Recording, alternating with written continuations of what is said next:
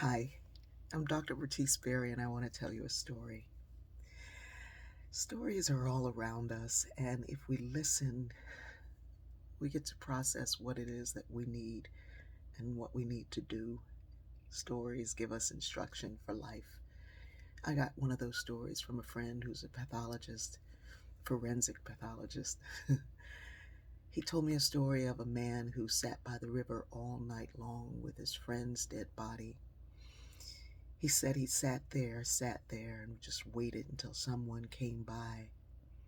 The police asked him why didn't he leave and go find someone. It was cold, it was freezing, it was really a cold, cold night. And by the time they found him, he needed to go to the hospital as well.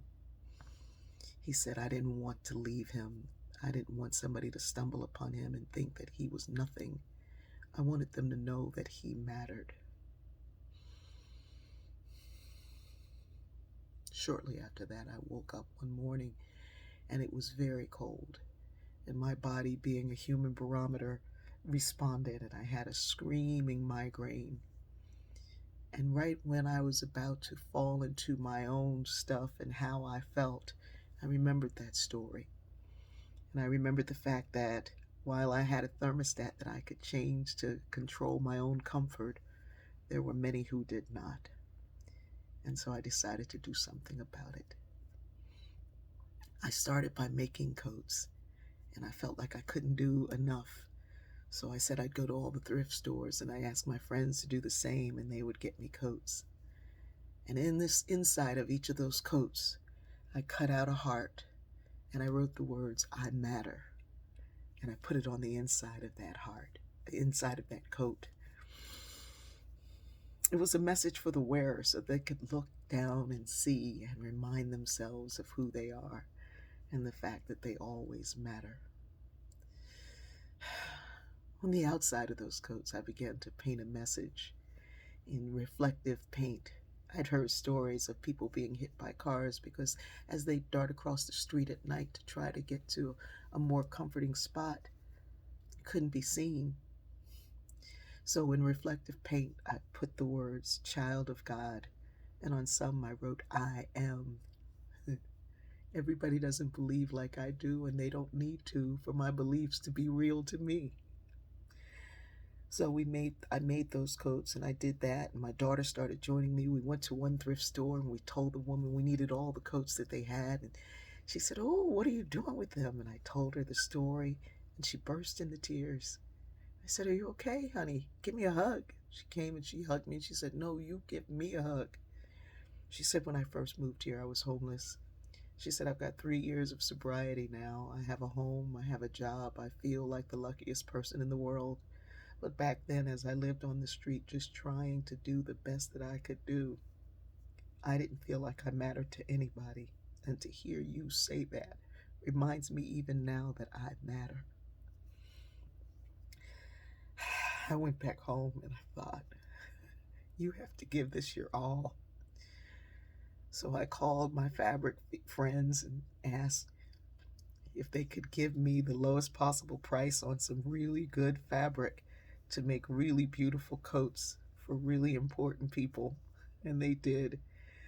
I called some friends and said, "Hey, you want to get in on some joy?" And every one of them said, "Yeah, I've been feeling a little down." I said, "Good, we're making coats."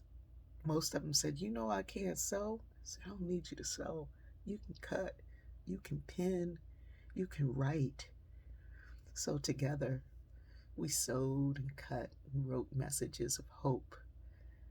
On the outside, that message was for those who walk by looking at somebody, judging them with our own eyes.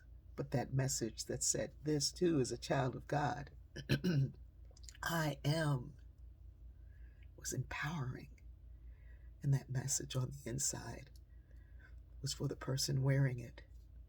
One day, my friend and sister Bethany called, "Girl, I saw it, I saw it." I said, "What?" You see, we didn't distribute the coats because there are people who work in all of these jobs doing these things, and we just did our part. We'd see a message that said, "We need coats," and we go, "We got to get to work." Every single week, we'd meet this coat making club. We make the coats and pass them off. So we didn't hand them to people, but when we'd see them, it was like, whoo. And there were these folks in these brand new coats that had been designed just for them. I made the sleeves longer with a cuff that folded back so at night they could put their hands tightly in there and be a little bit warmer. There were pockets everywhere, and there was one big pocket on the back on the inside of that coat where they could put their shoes and precious belongings at night without fear of them being lost. The collars were big so they could pull up around their neck and zip all the way up inside. And there were those messages of love. My friends enjoy doing this work. They enjoy the gathering. They enjoy the fellowship. So this gift gives multiple times over. Sometimes we have to remind ourselves of the truth that we all need each other, that we all matter, that we can't judge one person for the condition that they're in any more than you can judge yourself for the pain that you're in. We all matter. We all matter. We all matter. I love you.